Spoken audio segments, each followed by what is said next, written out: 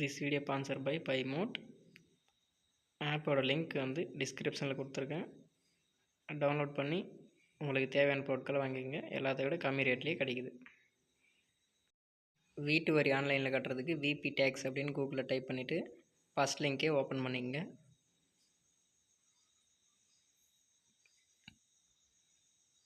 அதில் home page இப்படி தான் இருக்கும். உங்கள் நிலுவைத் தொகையை பார்க்க அதை கிளிக் பண்ணுங்கள்.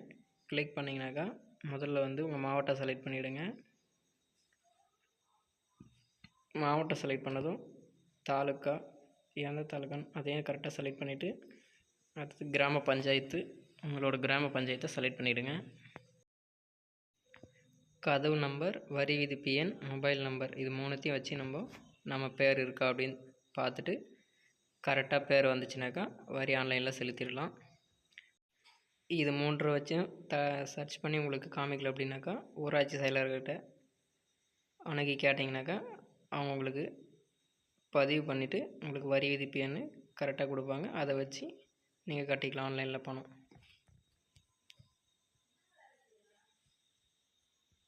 கரெக்டாக இருக்கான்னு செக் பண்ணிவிட்டு வியூ அப்படின்றத கிளிக் பண்ணுங்கள்.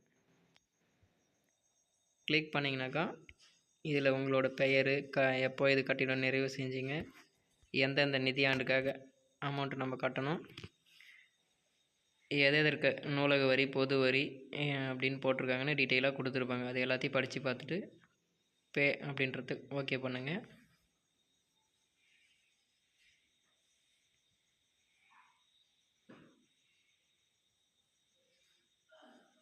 உங்களோட வீட்டோட அளவு பொறுத்து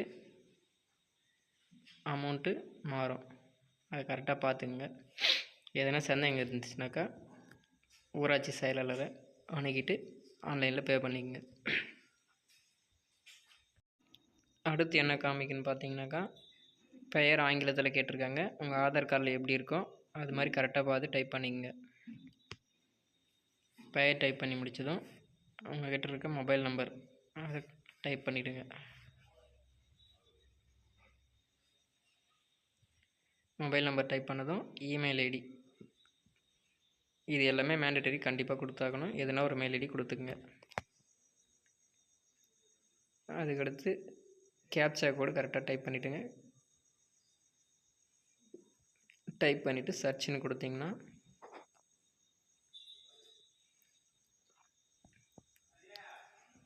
அதில் மெத்தட் வந்து ஆன்லைன் செலக்ட் பண்ணிவிட்டு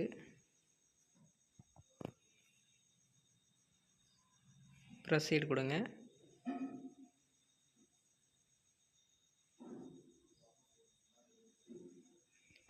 அப்படியே டேர்ம்ஸ் அண்ட் கண்டிஷன் கொடுத்துருக்காங்க. அதை அக்ரி கொடுத்துட்டு ப்ரொசீட் மறுபடியும் கொடுங்க.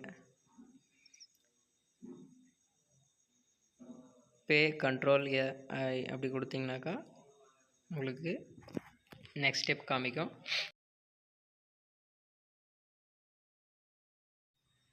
Debit card, credit card, net banking, UPI, Bharat QR, wallet, Paytm, PhonePe அது மாதிரி எதில் இருந்தாலும் நீங்கள் பே பண்ணலாம். இதில் எது உங்கள்கிட்ட இருக்கோ அதை கிளிக் பண்ணிவிட்டு பே பண்ணிவிடுங்க.